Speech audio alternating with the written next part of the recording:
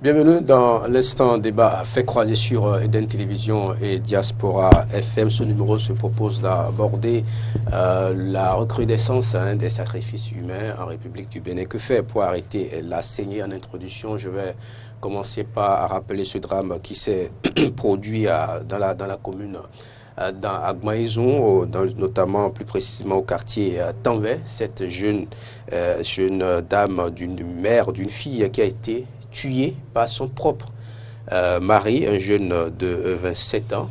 Des drames similaires, on en parle presque tous les jours au Bénin. À Missérété, c'est un nom qu'on a arrêté, qui a tué plusieurs personnes. Dans le département du Mono, un jeune qui a tué son propre frère. Et à Paou, partout dans le pays, on en parle. Qu'est-ce qui se passe? Nous abordons le sujet avec Dr Assogba. Il est sociologue et biologue à l'université d'Abomey-Calavi. Bonjour. Bonjour, monsieur le journaliste. Merci d'avoir accepté notre invitation. Face à vous, monsieur Raimi Amoussa, il est métaphysicien. Bonjour. Bonjour, mon frère. Quelle est la lecture que vous faites de cette recrudescence de sacrifices humains sur le plan métaphysique? Que doit-on comprendre? Merci. Je salue le professeur. Oui, bonjour. Ce qui se passe aujourd'hui est lié à la loi de récurrence. De phénomènes et d'activités, de pratiques qui s'étaient passées dans des années antérieures, mais qui étaient canalisées. Qu'est-ce que je veux dire par là? Il y a beaucoup aujourd'hui d'entités qui ont été nourries d'une certaine manière et dont les détenteurs, la plupart sont, et qui les maîtrisaient, sont déjà morts, et qui ont transmis ces choses à leurs descendants.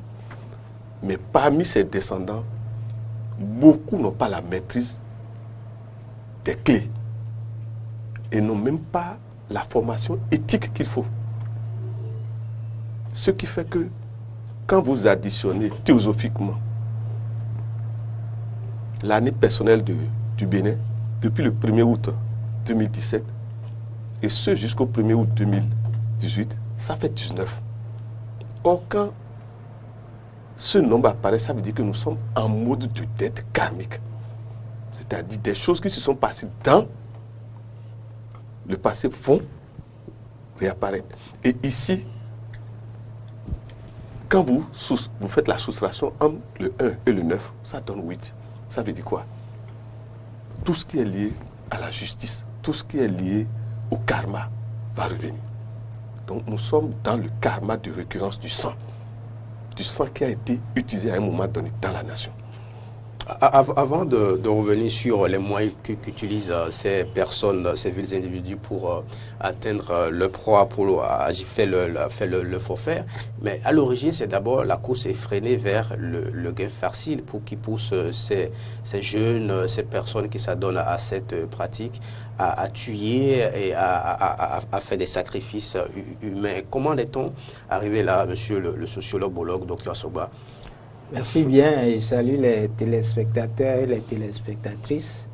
C'est toujours un plaisir de retrouver Raimi pour cette communauté d'esprit et d'analyse. Je pense que les sacrifices humains, si on doit bien les définir, c'est ôter la vie à une personne dans un but donné. Parce qu'on verra après qu'il y a plusieurs buts. Les cas de prélèvement d'organes auxquels nous assistons font peur, bien sûr. Quelque peu, certains peuvent être traumatisés, mais quelque peu aussi la population accueille ces situations d'une manière bonhomme. C'est un peu comme s'il y a une indifférence. Les journaux les amplifient. Ça voudrait dire, nous avons dit recrudescence, ça veut dire que ça a toujours existé. Et à ce niveau, il faut remonter dans l'inconscient collectif. En dehors de ce qu'a dit Raimi par rapport à la causalité des dettes karmiques, il faut remonter à l'inconscient cosmique pour constater que les sacrifices humains constitue une norme de la société, constitue une valeur. Non, comment est-ce qu'un sacrifice humain peut constituer une norme de la société? Voilà. Si vous remontez à l'histoire, vous allez découvrir. Les religions parlent du sacrifice d'Abraham, qui devait tuer son enfant, ôter la vie à son enfant. Et nous avons deux versions. Il y a la version chrétienne, il y a la version islamique. La version chrétienne avec Israël et la version islamique avec Ismaël. Et donc, c'est à partir de cet acte qui n'a pas pu finaliser qu'est née la loi.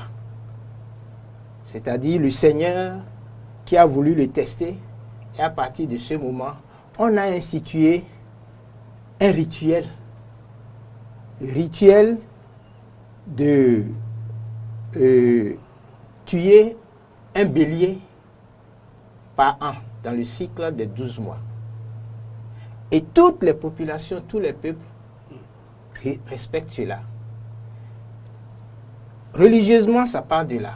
Mais encore, au plan même de la métaphysique, de la philosophie, vous allez découvrir que l'homme même est un ensemble de pièces détachables pour réparer dans le corps humain certaines défections des organes.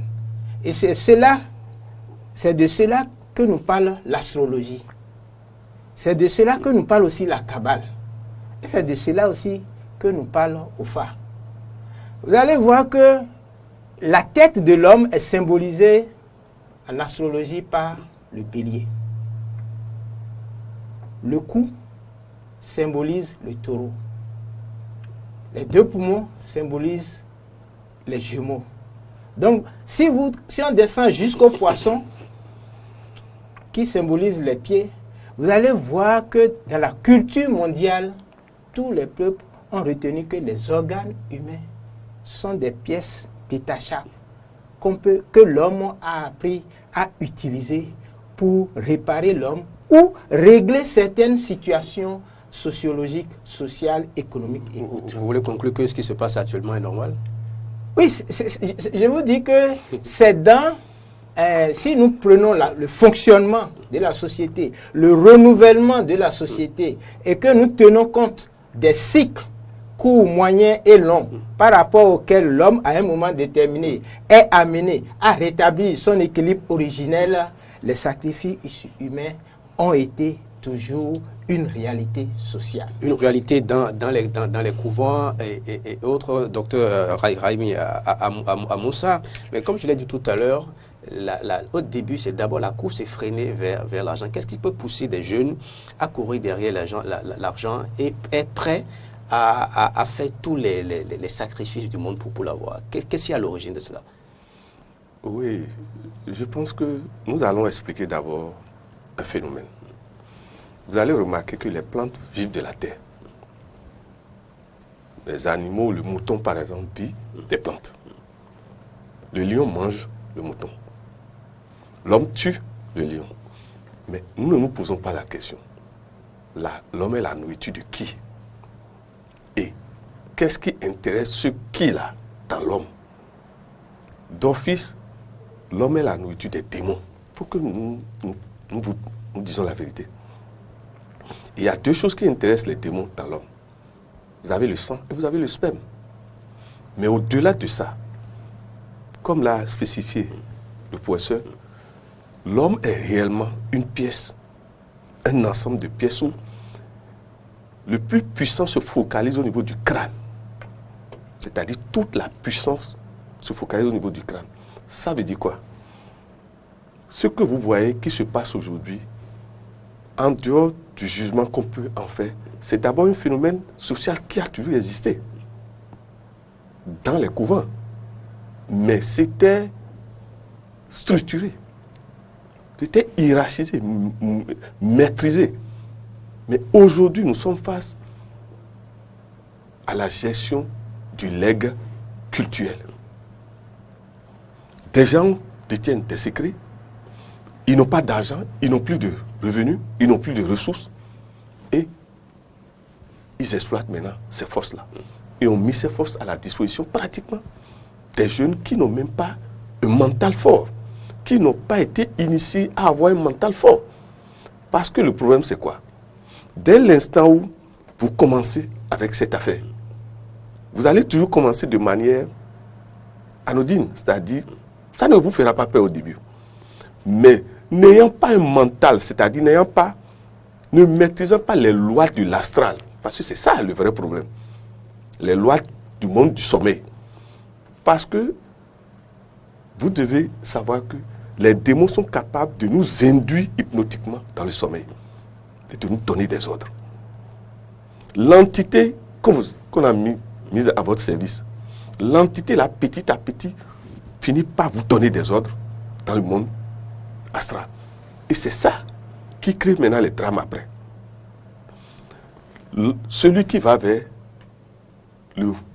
celui qui lui cède ses forces, la plupart du temps, on ne leur explique pas le rendez-vous cyclique.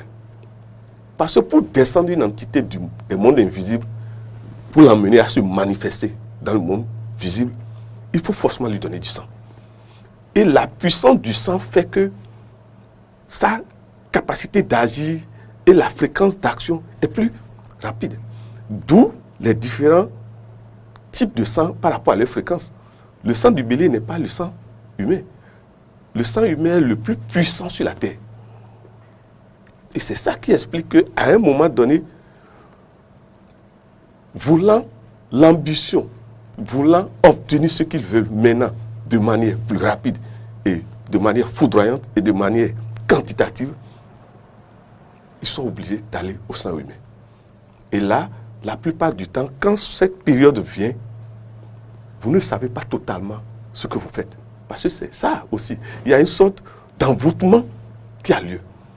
Et c'est quand vous finissez parfois que vous vous rendez compte que vous avez été possédé. C'est une possession, s'il vous plaît. Voilà. Mais il n'y a jamais eu de sacrifice humain le 10 janvier. On a, si ce n'est pas les volailles, c'est des béliers. Est-ce que les détenteurs du savoir endogène ont-ils démissionné? Non. Comment se fait-il que ces valeurs, c'est-à-dire que ces fétiches, ça se retrouve dans les mains des gens avides de sagesse? Et conséquence, on tue son épouse, on tue son frère, on tue sa maman, on tue son père, simplement pour avoir de l'argent. Il faut dire tout de go, en fait, que les sacrifices humains respectent une loi. On ne sacrifie pas n'importe qui. On sacrifie. Je souhaiterais qu'on n'aborde pas trop, c'est-à-dire que comme c'est des pratiques de couvent, je pense qu'il faut qu'on tienne le normal. Non, ce ne sont pas des pratiques de couvent. Oui, mais on va pas faire la démonstration. Mais si on n'explique pas au peuple. Oui, je souhaite qu'on parle justement de comment ces fétiches-là sortent des couvents pour se retrouver dans les mains des jeunes avides de sagesse. Je pense qu'il faut qu'on parte de là, qu'on laisse si vous voulez, je peux changer. C'est le plus important pour nous. C'est un regard croisé et je pense que je suis complémentaire de ce que dit le métaphysicien. Vous savez ici un peu. Je souhaiterais qu'on ne banalise pas en réalité le drame qui se produit. Vous pensez que je banalise? Non, pas vous. Non, pas humain. Non, pas vous. Vous faites une démonstration. Est-ce que vous savez que la construction des églises, des temples et autres respecte la forme humaine et que l'autel a sa place dans le corps humain et que lorsque les fidèles y vont et que les officiants officient, vous ne savez pas que c'est la mise en œuvre aussi de réalités sacrificielles et qui se fait hebdomadairement, tous les 7 jours, et que cela a une influence. Mais ce que je voulais dire, et en disant tout de go, il faut reconnaître que les sacrifices humains qui ne respectent pas la norme collective constituent des crimes. Ce sont des crimes crapuleux. D'accord? Et celui qui est pris, et la plupart du temps à la télé, quand vous les voyez, c'est la gendarmerie, la police qui gère ces cas, et je pense qu'ils sont déférés pour être jugés et puis condamnés. Et on ne peut pas réduire justement ces situations qui sont exceptionnelles à la réalité sociologique et anthropologique des sacrifices. Il faut reconnaître ça. Maintenant, quand aujourd'hui on veut réduire l'endogénéité du phare Vodumbo au sacrifice crapuleux, c'est une erreur qu'il ne faut pas commettre. Et c'est pourquoi nous sommes ici pour le dire. Lorsque vous prenez le cas de celui-là qui a été pris, qui s'appelle le Huno Passé. Ça, c'est le somme à Misérité. À Misérité. Bon, il se présente ainsi. Mais je pense que ça ne veut pas dire qu'il faut réduire le crime qu'il a commis, l'acte délictueux qu'il a commis, à la fonction qui se donne. Parce que c'est un individu qui se met au banc de la société et qui est en déréliction vis-à-vis de la loi. Il est en déphasage par rapport à la vie de la société. C'est pourquoi ce sont des cas, en fait, c'est une exception de ce qui se fait réellement, qui constitue la valeur du Vodun, du Fa et du Bo. Ça, il faut le reconnaître. Maintenant, si nous en parlons, qu'est-ce qui peut créer ça? Qu'est-ce qui peut créer, comme on a dit, cette recrudescence? C'est la fragilité économique déjà.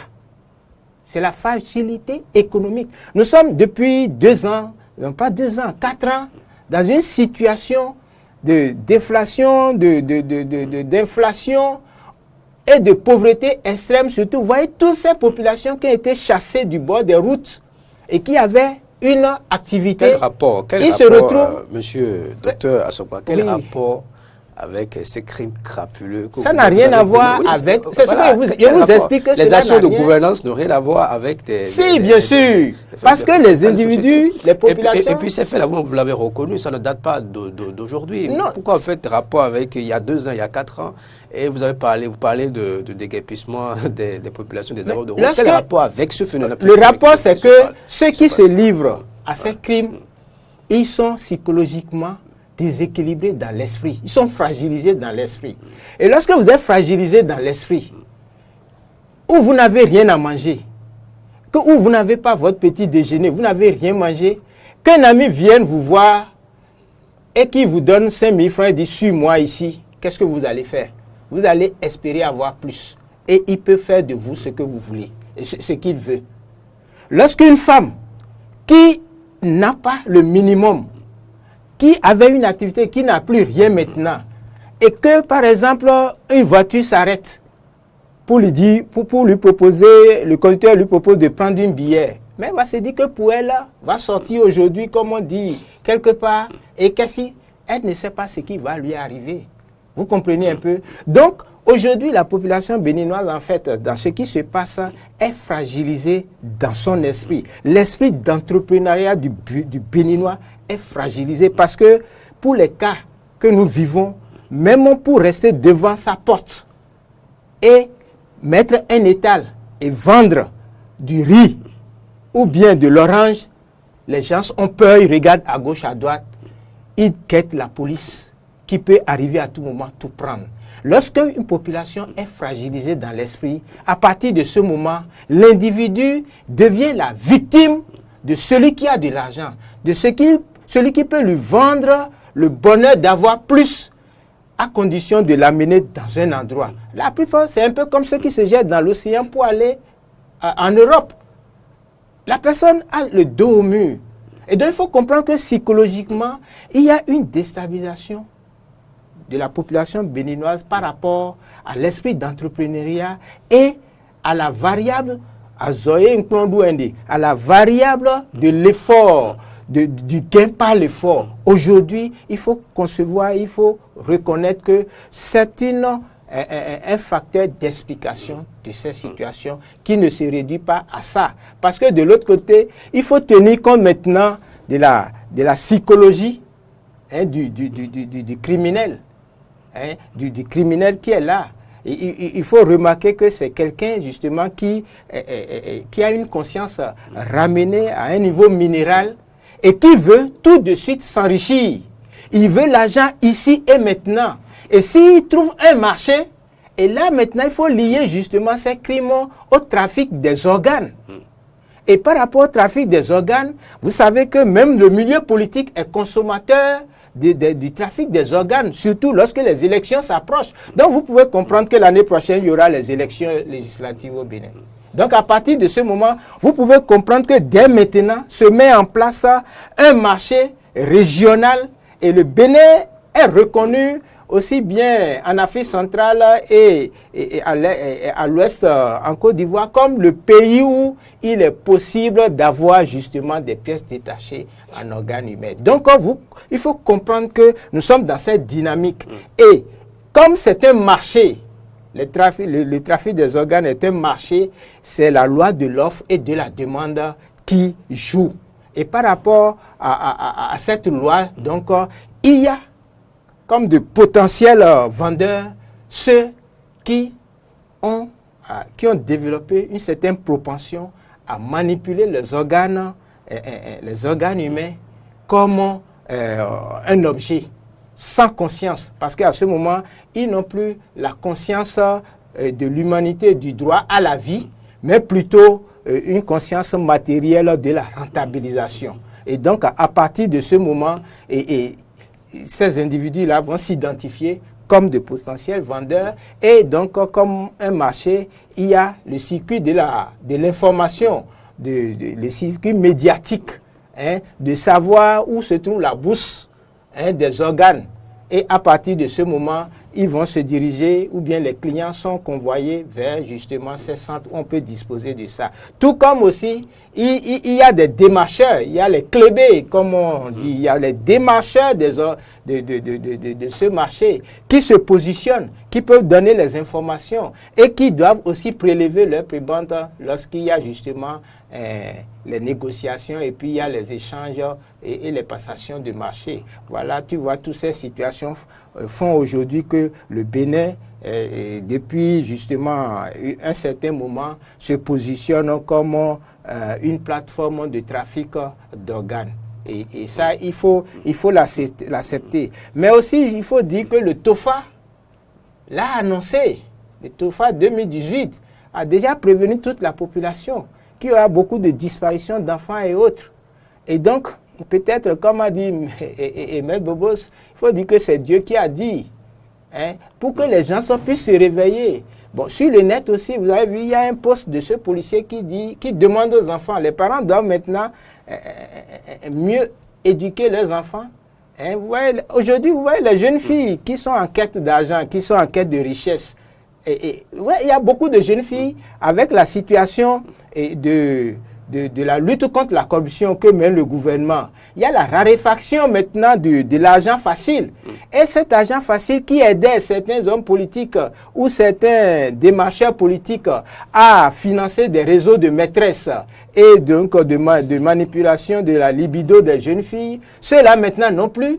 Ils ne sont plus alimentés en argent. Et donc, il y a potentiellement les jeunes filles qui ne disposent plus de cet argent et donc qui sont prêtes à tout. Et donc, qui sont de potentielles victimes dans ce marché de choses-là, de trafic des organes. Voilà un peu toutes ces situations avec le fait de vouloir posséder un Microsoft, d'avoir un ordinateur, d'avoir un portable, de s'habiller chichement comme on le voit dans les novellas, etc., rouler à voiture, aller à moto. Aujourd'hui, les jeunes filles aujourd'hui à 20 ans veulent avoir leur dream. Et vous les voyez dans Cotonou aujourd'hui. Elles mettent des mini. Et quand vous mettez les mini, vous présentez comme quelqu'un qui veut vendre une marchandise. Et là, justement, elles sont identifiées par les vendeurs d'organes, justement, qui peuvent les piéger. Voilà la situation. La situation très bien présentée par docteur Assogba, Aboussa. Raimi, partagez-vous l'avis du docteur qui pense que c'est la pauvreté qui est à l'origine de la recrudescence des sacrifices humains. Il faut dire que nous sommes réellement dans une situation de pente. Qu'est-ce que j'appelle situation de pente? Je l'avais dit tout à l'heure. Toutes ces réalités ritueliques-là existaient toujours, mais étaient canalisées. D'abord, n'importe qui ne pouvait même pas avoir accès à ça. Et souvent, ce sont des gens qui étaient des autorités qui avaient ça. Et dans une famille, n'importe qui n'avait pas ça. Et cette entité jouait le rôle de protection. Mais le problème, c'est quoi? L'entité là est une entité de la terre, de sous-terre. Or, les entités souvent de sous-terre sont des entités sans conscience, sans pitié. Les premières raisons qui ont fait que ces phénomènes arrivent aujourd'hui, c'est la crise financière. Mais au-delà de la crise financière, ce sont tout ce qui est comme développement de la communication, qui agit sur le mental de la jeunesse. C'est-à-dire une sorte de snobisme qui ne dit pas son nom. Vous allez remarquer que toute famille où il n'y a pas harmonie entre le père et la mère, remarquez que souvent, ça ne va pas. Prenez la plupart de ceux qu'on accuse là, allez chercher le statut de papa et maman, ou de grand-papa, c'est-à-dire quelle est l'éthique des valeurs dans ces familles. Autre chose, nous ne tenons pas compte souvent du fait que il y a eu un moment dans ce pays où l'argent circulait facilement. Mais aujourd'hui, l'argent ne circule plus facilement. Mais quel est ce type d'argent qui circulait facilement? Docteur Asogba bien dit, c'était l'argent facile. C'était parce que le fonctionnaire qui travaille normalement a toujours son salaire. Oui. L'argent de la corruption, c'est de ça vous parlez. Oui. Comment vous comprenez qu'un fonctionnaire qu'on sait à peu près qui doit être à 200 000, allez un peu à Calavi, promenez-vous. Vous serez déstabilisé. Vous voyez devant vous, en l'espace de 6 mois, toute une maison haut gamme sortie. Mais les jeunes se posent aussi des questions. Connaissant ces gens-là, mais putain quoi aider ton Ngoussi? Et n'oubliez pas qu'on a eu des politiciens dans ce pays qui étaient aussi des caïmens. Il vaut mieux qu'on vous dise la vérité. Qui utilisaient, en tout cas, il y a plusieurs personnes dans ce pays qui ont utilisé soit la drogue, soit le trafic des organes pour s'enrichir. Et beaucoup ne sont pas au courant. Et aujourd'hui, du fait que les jeunes, les côtoyants, ont découvert que le réseau d'obtention de l'argent n'était pas naturel. Et se sont mis dedans. C'est des réalités que, si vous n'aviez pas eu les preuves, vous ne saurez pas que ça existe. Vous avez des gens hyper propres, apparemment, dans ce pays, mais qui pratiquent le commerce des organes. Qui pratiquent des choses que le jour où vous allez découvrir, vous allez dire, mais c'est eux là, notre repère. Les jeunes ayant découvert ça, se sont mis dedans. C'est ça que nous vivons aujourd'hui. Ça veut dire quoi? L'État doit rechercher d'abord à comprendre comment ceux qui érigent des bâtiments, qui ont des voitures, qui ont des choses haut gamme, l'État doit travailler plutôt sur ces gens-là. Parce que c'est eux qui animent les jeunes, qui font ces choses-là. Parfois, les jeunes-là ne sont même pas vraiment les représentants réels. On les commande. Ils sont sous commandement. L'autre chose, c'est quoi? Quand vous allez au niveau des filles, est-ce que vous savez que des filles aussi s'utilisent elles-mêmes comme appât? C'est-à-dire, on les lave avec un certain type d'assemblage de feuilles et d'organes. Et lorsque cette fille est devant vous, vous n'avez plus le discernement. Vous êtes hypnotisé. Et si jamais vous rentrez en contact sexuellement avec cette femme, vous allez rentrer normalement chez vous. Mais la nuit, vous serez surpris de l'entité qui va venir vous voir. Voilà des réalités. Au-delà de ça, les causes ne sont pas forcément centralisées au Bénin. Vous avez une déstabilisation pratiquement des pays qui détenaient réellement des forces occultes. On a le Nigeria, on a le Ghana, on a aussi le Togo.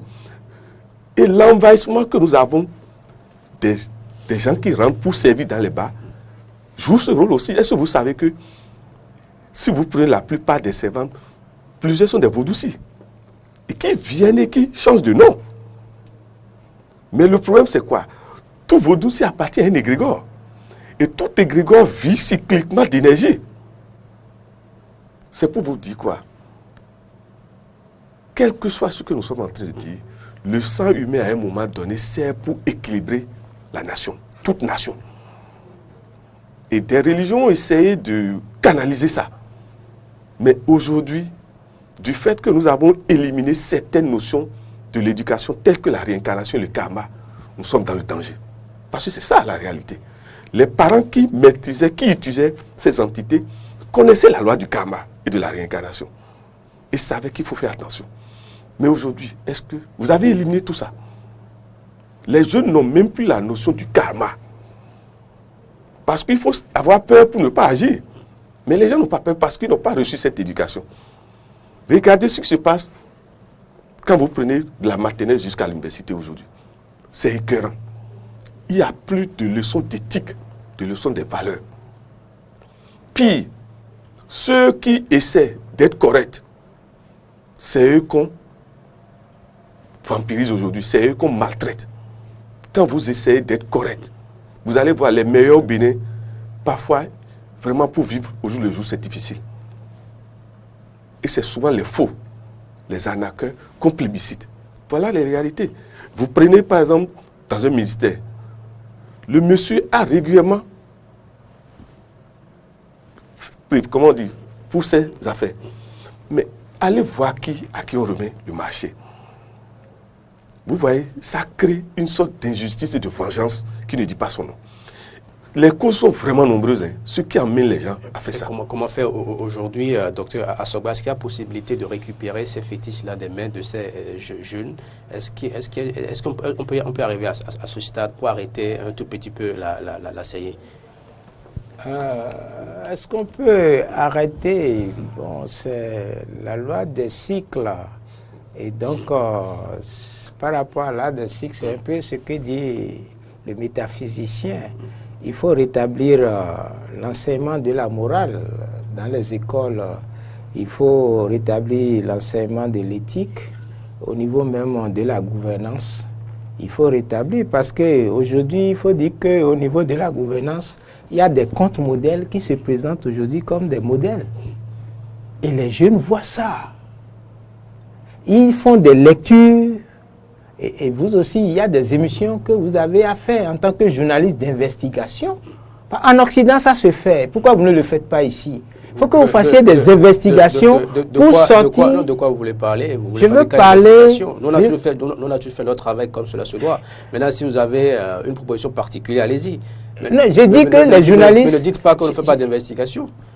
Oui, c'est comme toi aussi, tu m'as questionné tout à l'heure, tu m'as imposé de sortir de mon gant pour faire chose.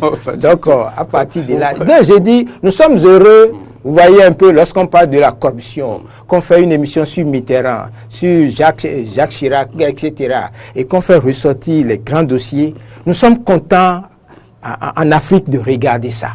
Mais dans notre propre société, il n'y a pas de ces émissions. Et c'est ça qui fait la différence justement entre le modèle que nous copions et l'extraversion ou du moins l'avatar que nous devenons en tant que système imitant ce qui ne comprend pas pour vivre. En d'autres termes, qu'est-ce qu'il faut dire aujourd'hui? Je vais vous dire quelque chose tout simplement et je l'ai dit. Les Tolegba qui ont été érigés à partir des sacrifices humains. Mais ici, ce n'est pas n'importe qui. On utilise, et c'était pendant les périodes de guerre, les captifs, c'est-à-dire les populations qui ont été vaincues, ce sont les prisonniers. Et comprends, vous avez le Bantalegba. On peut ranger ça dans ce qu'on appelle le butin de guerre. Les butins de guerre. Non, ce n'est pas butin de guerre parce que c'est un langage de dévoiement de la réalité, de la recherche de ce qui s'est fait ici en termes de rationalité. Mais c'est pour vous dire que c'est parmi les captifs qu'on a pris ceux qu'on a utilisés pour ériger les Tolegba. Et les Tolegba qui ont été érigés l'ont été dans le sens de la protection de l'environnement. C'est pourquoi c'est au carrefour. Et ce qui fait que vous allez voir passer dans l'environnement, dans l'atmosphère de ces Tolegba, purifie l'individu. Lorsque c'est un peu comme quand vous allez dans une administration, vous passez sous le scanner, ou bien à l'aéroport, vous passez sous le scanner. Donc les Tolegba jouent ce rôle déjà de prévention, naturellement. Mais maintenant aussi, il y a les Huetanou. C'est pourquoi je voulais vous montrer qu'en fait, il faut faire la différence entre le crime des sacrifices humains à viser, doter l'organe de quelqu'un, c'est différent des sacrifices humains qui ont été faits ici. Et ça ne continue pas dans ce sens, parce que les vaudous sont déjà installés. Je voulais vous dire que les Huetanou, vous savez, ça se fait 2 fois dans l'année. La période, le trimestre de janvier à mars, pour aller vers les Assins, et de juillet à septembre, pour maintenant consacrer la nouvelle Ignam comme résultat de l'effort de production de la population. Et les jeunes, lorsqu'ils vont assister au Huetanou, c'est à ces occasions qu'ils apprennent les lois économiques, politiques de gestion et de maturation, les lois de prise en charge de soi et d'installation de la conscience du groupe. C'est ce qui se fait. Et c'est ce qu'il faut rétablir. Aujourd'hui, là, qui sont ceux? Est-ce que les jeunes vont au Huetanou? Ils ne vont pas. Ils vont dans les églises. Et quand ils vont dans les églises, ils reviennent comme des météores, sans équilibre, sans stabilité, parce que les valeurs qu'on leur apprend, ce n'est pas ça qu'ils écoutent. Ils vont pour se montrer, parce qu'ils sont bien habillés. Les églises sont devenues des terrains de chasse. Vous voyez, pour les trafiquants d'organes. Vous comprenez un peu. Alors que tu ne peux pas. Va dans ta famille, à un Huetanou. C'est pour communier et c'est pour te recharger en énergie de productivité pour utiliser justement ce capital. On va conclure le sujet à votre conclusion. Que faire pour quand même diminuer ces actes barbares que faire le sociologue? Qu'est-ce que le sociologue va dire au plan de l'éducation? Nous sommes d'accord qu'il faut rétablir les variables de l'éducation. Que faire aussi? Il faut rétablir le pouvoir d'achat des parents. Raimi l'a dit. Lorsque le père et la mère, le père ne peut pas donner l'argent de popote et que la maman est fâchée et que l'enfant est témoin et que l'enfant regarde à côté dans la famille voisine comment ses camarades mangent et autres, vous voyez que devient la psychologie de cet enfant, psychiquement. Vous voyez un peu ce qu'il devient. Part ça, il faut rétablir aussi, et ça je vais le dire tout bonnement comme ça, il faut rétablir les fondamentaux de la gouvernance, de la gestion politique et de la distribution de la richesse nationale. Merci à vous. Docteur Assogba, je rappelle que vous êtes sociologue à l'Université d'Abomey-Calavi Bolo, vous enseignez à l'Université d'Abomey-Calavi. Moussa Raimi, vous êtes métaphysicien, on va vous permettre de conclure sur le sujet. Merci. Je vais humblement demander à notre chef d'État de vraiment prendre les troupes à l'école. Parce qu'il est le 4e chef de l'État à partir de l'ère du renouveau démocratique. Or, le nombre 4 gère l'héritage. Et le nombre 4 souvent est lié à l'au-delà. Nous voulons simplement lui souffler que pendant tout son règne, des forces occultes vont agir tous les jours. Les forces occultes cherchent lui-même. Il faut qu'on lui dise ça. Les forces occultes cherchent lui-même. Parce que normalement, un enfant de Mahdi ne doit pas être roi, ne doit pas être chef. Bon, on a l'occasion de centraliser ces éléments-là. Mais c'est pour vous dire... Quel est le rôle de pouvoir en place dans la résolution du sujet dont on a parlé? La première chose, c'est la responsabilité d'abord des élus locaux. De contrôler tout au moins les maisons qu'ils gèrent. Aujourd'hui, on ne maîtrise pas qui vit dans quelle maison. Quelles sont les activités que les gens mènent dans ces maisons? On ne maîtrise pas. On n'a pas la carte touristique de nos vaudous. On n'a pas ça. Si on rentre dans tel quartier, on doit pouvoir savoir qu'il y a tel vaudou, Sapata, Hevioso, ça. Et savoir le détenteur là. connaître son histoire. Ce qu'on n'a pas aujourd'hui. On parle de tourisme. Mais le premier travail à faire n'est pas fait jusqu'à aujourd'hui. Il faut réorganiser le milieu endogène. Comment? Vous prenez le Vodou Hebioso. Aujourd'hui, on n'a même pas une hiérarchie. On ne sait pas qui est le chef suprême des Hebioso. Simplement, si nous prenons le littoral, on doit pouvoir savoir ça. Si on prend Sapata, on doit pouvoir savoir ça. Et c'est comme ça que nous allons maîtriser cette situation. Aujourd'hui, il y a comme un désordre qui ne dit pas son nom sur le plan culturel. Et ça, c'est à l'État de faire. Les détenteurs de pouvoir, excusez-moi, quand vous les approchez, vous allez voir que quelque chose leur échappe tous les jours. C'est comme s'ils ne maîtrisent plus le béaba. On dit par exemple qu'on doit déplacer tel Toleba. C'est comme si les gens ont peur parce qu'ils ne savent pas comment on va réinstaller. C'est des réalités. Et petit à petit, si nous ne faisons pas vite, des forces, des entités redoutables vont circuler tous les jours dans ce pays et personne ne pourra les maîtriser. D'où la nécessité pour l'État de contrôler la situation. Merci à vous, docteur Amoussa Raïmou, vous êtes métaphysicien, vous étiez avec docteur Assoba. C'était l'instant débat fait croiser en nouvelle diffusion sur Diaspora FM à 14h et sur Télévision à 13h30.